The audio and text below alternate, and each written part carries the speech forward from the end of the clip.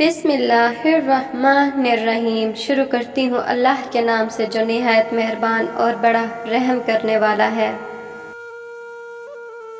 नाज़रीन व हज़रात, आज की हमारी कहानी तदबीर और तकदीर की जंग है। एक ऐसी जंग जिसमें जीत एक वज़ीर की हुई, फिर भी उसे कैद में डाल दिया गया। एक दिन बादशाह के दरबार में दो गिरोहों के दरमियान तकदीर और तदबीर के असरात पर बहस चल निकली। बहस ने तूल पकड़ लिया। दरबार में मौजूद बाज़ अफराद का कहना था कि तकदीर खुदा की मुंतखबा करता है। जो अल्लाह रब्बुल इज़्ज़त ने तकदीर में लिख दिया वो होकर रहता है। जबकि बाज़ का मौक़िफ़ बिल्कुल अलग था। उनके पास भी अच्छे मजबूत दलाइल थे। अच्छी और मजबूत तदबीर से तकदीर को बदला जा सकता है। दोनों फरीकैन के पास मजबूत और अटल दलाइल थे। इस बहस में एक वज़ीर बहुत बढ़ चढ़ कर बयानात दे रहा था। उसका मानना था अगर एक पायदार हिकमत अमली अपनाई जाए तो तकदीर के लिखे को यकीनन बदला जा सकता है। बादशाह ने उस वज़ीर से मुंतखब होकर फरमाया, ठीक है, अगर तुम्हें अपनी दलील की अटल होने का इतना ही यकीन है तो इस बात को साबित करके दिखा दो। वज़ीर ने अपनी बात को साबित करने के लिए कुछ अरसे की इजाज़त तलब की। इस इजाज़त के दौरानिया कुछ सालों बाद मुंतखब था। चुनांचे उसे इजाज़त दे दी गई।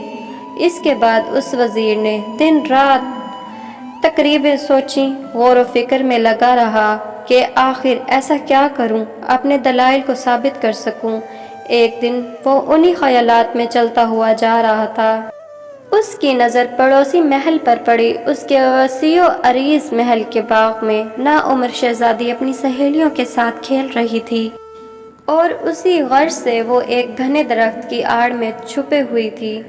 उस वज़ीर को चलते चलते यह मंजर देख के एक तदबीर सूझी और उसने खामोशी से जाकर शहज़ादी को वहाँ से उठा लिया और अपने साथ लेकर एक घने बयाबान जंगल की तरफ रवाना हो गया। उसने इस दौरान शहज़ादी को बेहोश कर दिया ताकि उसे कुछ पता ना चल सके। इस दौरान उधर पहले तो शहज़ादी के सारी सहेलियों ने उसे बाग में ढूंढा और जब कहीं ना मिली तो पूरे महल में कोहराम मच गया कि शहज़ादी कहीं गुम हो गई है। उधर वज़ीर शहज़ादी को लेकर जंगल में गया और बहुत ही घने दरख्त के बीचों बीच उसने बहुत आरामदायक कमरा बनाया और उसमें शहज़ादी की सहूलत और खाने पीने की तमाम अशिया रख दी ताकि जब शहज़ादी को होश आए तो उसकी ज़रूरत की तमाम चीज़ें उसको मैसर हों और यकदम परेशान ना हो जाए। उसके बाद उसने उसे बिस्तर पर लिटा दिया और ख़ुद वहाँ से चला गया।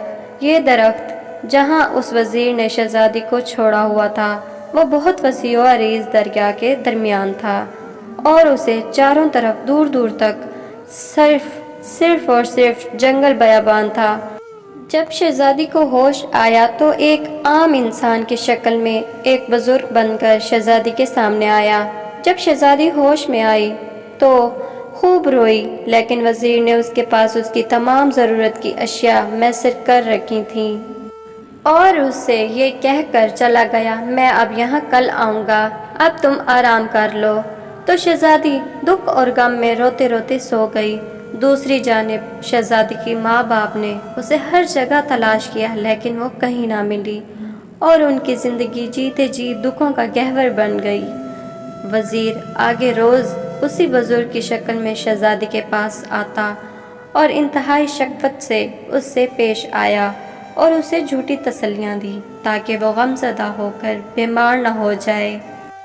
फिर उसने शहज़ादी से उसकी मनपसंद चीज़ों के मुतल्लिक़ पूछा और वो सब उसे मुहैया कर दिया जो उसकी ज़रूरत थी। वज़ीर उसके पास रोज़ आता और उसे अशिया ज़रूरतें मुहैया करके चला जाता। शहज़ादी भी अब उसकी आदी होती जा रही थी। उसे कमरे से बाहर जाने में कोई दिलचस्पी ना थी। वो कमरे की खिड़कियों से बाहर के नज़ारे कर लेती लेकिन उसे कहीं और भी अपने जैसा कोई इंसान नज़र ना आता। शहज़ादी अब उस वज़ीर को बाबा कहने लगी। वक्त गुज़रता गया और शहज़ादी नौउम्री से जवानी के दौर में दाखिल हो गई। अब वज़ीर का शहज़ादी के पास आने का दौरानिया तब्दील हो गया और वो कई कई दिन तक वहाँ ना आता क्योंकि उसे यकीन हो गया था कि اپنی بات ثابت کرنے کے لیے اسے جن دلائل کی ضرورت تھی وہ انہیں حاصل کر چکا ہے اور جلد ہی وہ اسے بادشاہ کے سامنے پیش کر دے گا اور اپنی شرط جیت جائے گا۔ ایک دن جب شہزادی بالکل اکیلی تھی، اچانک جنگل بیابان میں طوفان کے آثار نظر آنے لگے۔ شہزادی نے ایسی طوفانی کیفیت پہلی مرتبہ دیکھی تھی، اس لیے ڈر اور خوف سے اس کا برا حال تھا۔ کمرے کے باہر دریا اور جنگل میں خوفناک طوفان برپا ہو گیا۔ وہ ایک طرف ڈر کر بیٹھ گئی۔ کافی دیر گزر گئی کہ اس دوران دروازے پر دستک سنائی دی۔ شہزادی کا ڈر سے برا حال تھا۔ اس نے ڈرتے ڈرتے دروازہ کھولا تو وہ حیران رہ گئی۔ اس کے سامنے دو نوجوان کھڑے تھے، ان میں سے ایک حلیے سے امیر جبکہ دوسرا غریب لگ رہا تھا۔ انہوں نے سلام کیا، پھر کہنے لگے، ہم دریا میں شکار کر کے نکلے تھے جبکہ اس شدید طوفان نے ہمیں گھیر لیا، ہمیں کچھ وقت کے لیے پناہ دے دی جائے۔ اس طوفان میں ہماری کشتی ٹوٹ چکی ہے اور ہمارے بہت سے ساتھی بھی لاپتہ ہو گئے ہیں، ایسا معلوم ہوتا ہے جیسے وہ دریا میں ڈوب گئے ہیں۔ شہزادی نے انہیں یہ کہہ کر آنے دیا کہ وہ جلد ہی یہاں سے چلے جائیں گے۔ وہ دونوں کچھ دیر کے لیے وہاں اس کے پاس رکے۔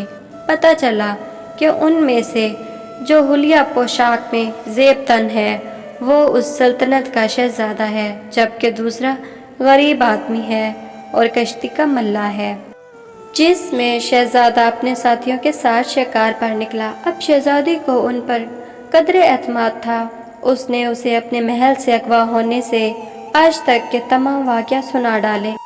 مجھے نہیں معلوم میں یہاں پر کتنے عرصے سے ہوں، بس میں نے تب سے آج تک تم لوگوں کو ہی دیکھا ہے اور یہاں وہ بزرگ ہمیشہ آتے ہیں۔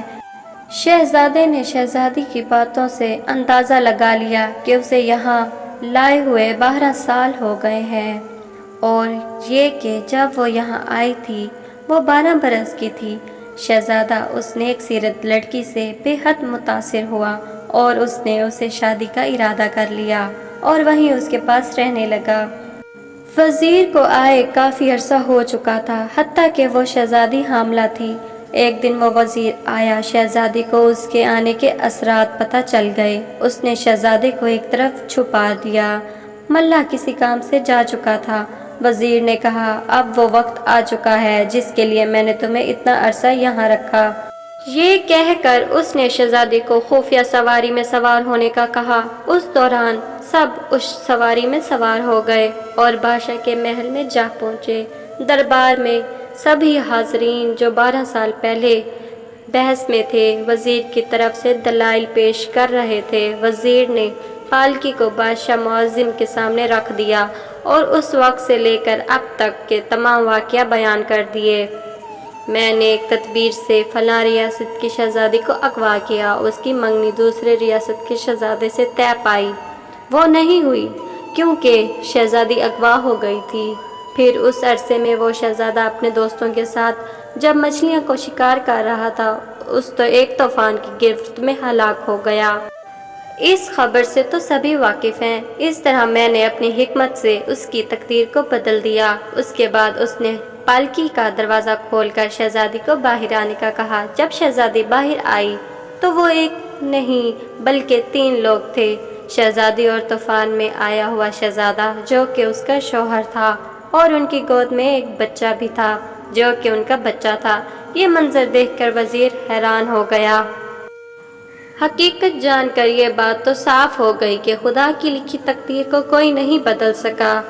بلا شبہ کوشش جائز ہے لیکن اس کا فیصلہ بھی اللہ ہی کے ہاتھ میں ہے۔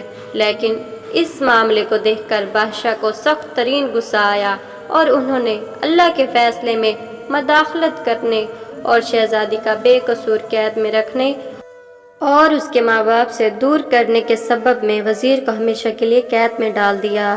عزیز دوستو، کہتے ہیں اللہ کی لکھی ہوئی تقدیر ہر کوئی نہیں بدل سکتا، یہ اٹل ہے۔ جو اللہ پاک نے انسان کی تقدیر میں لکھا ہے وہ ہو کر رہتا ہے۔ میں امید کرتی ہوں کہ یہ ویڈیو آپ لوگوں کو اچھی لگی ہوگی۔ پلیز چینل کو لائک اور سبسکرائب کریں۔ اللہ حافظ۔